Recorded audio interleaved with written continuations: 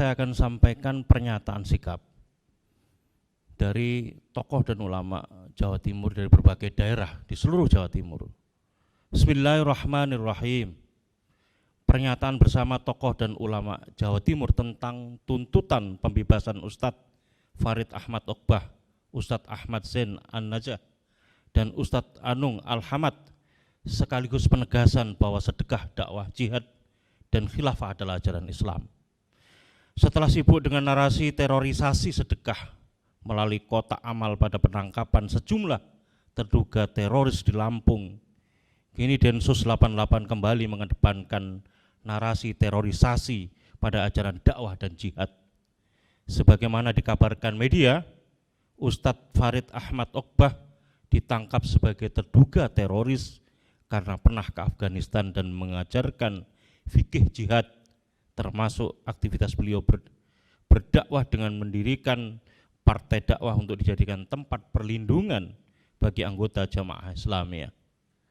Berkenaan dengan hal itu, maka tokoh dan ulama Jawa Timur dari berbagai daerah dan dari berbagai latar elemen bersama Koalisi Persaudaraan dan Advokasi Umat, Koordinator Wilayah Jawa Timur menyatakan, pertama, menegaskan bahwa aktivitas dakwah yang dilakukan oleh Ustadz Farid Ahmad Oqbah, Ustadz Ahmad Zain An-Najah, dan Ustadz Anung Al-Hamad adalah aktivitas yang dilakukan dalam rangka menjalankan kewajiban yang disyariatkan dalam agama Islam. Narasi teroris yang disematkan kepada ketiganya adalah tuduhan dan fitnah keji yang sangat jahat, dan semoga Allah Subhanahu wa Ta'ala menurunkan azab kepada siapapun yang melakukan atau turut serta melakukannya. Kedua, menuntut pembebasan Ustadz Farid Ahmad Oqbah, Ustadz Ahmad Zain An-Najah, dan Ustadz Anung Al-Hamad, karena ketiganya bukan teroris.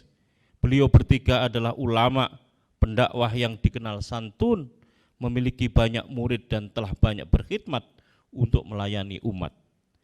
Tindakan kriminalisasi terhadap ulama akan menimbulkan kesan bahwa rezim Jokowi anti ulama, anti Islam. Pembebasan Ustadz Farid Ahmad Oqbah, Ustadz Ahmad Zain An-Najah, dan Ustadz Anung Al-Hamad adalah bentuk konfirmasi bahwa rezim Jokowi tidak anti ulama dan anti Islam. Ketiga, mengajukan protes keras atas tindakan Densus 88 dalam konteks kewenangan diskresi yang melakukannya framing negatif terhadap sejumlah ajaran Islam, baik terkait ajaran sedekah, dakwah, jihad, dan khilafah. Padahal ajaran amal dan bersedekah, dakwah, jihad, hingga khilafah adalah ajaran Islam yang telah secara pasti dalam Islam maklumun minad-din bid-darurah, sebagaimana juga tertuang di dalam fatwa Majelis Ulama Indonesia. Keempat, memohon dan mengharapkan agar Majelis Ulama Indonesia bertindak dan proaktif untuk membela ajaran Islam dan para ulama yang dikriminalisasi rezim, mengingat lembaga MUI adalah wadah para ulama, sehingga memiliki kewajiban sekaligus tanggung jawab untuk bertindak memberikan perlindungan kepada ulama.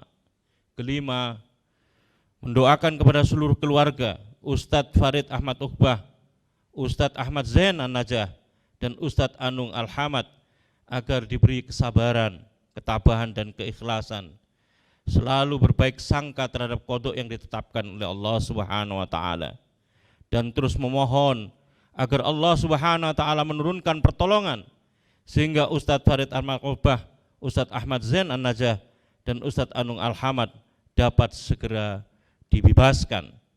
Keenam, mengajak segenap kaum muslimin agar berdiri bersama dan membela Ustadz Farid Ahmad Oqbah, Ustadz Ahmad Zain An-Najah, dan Ustadz Anung Al-Hamad, sekaligus membela ajaran Islam terkait amal sedekah, dakwah, jihad, dan khilafah.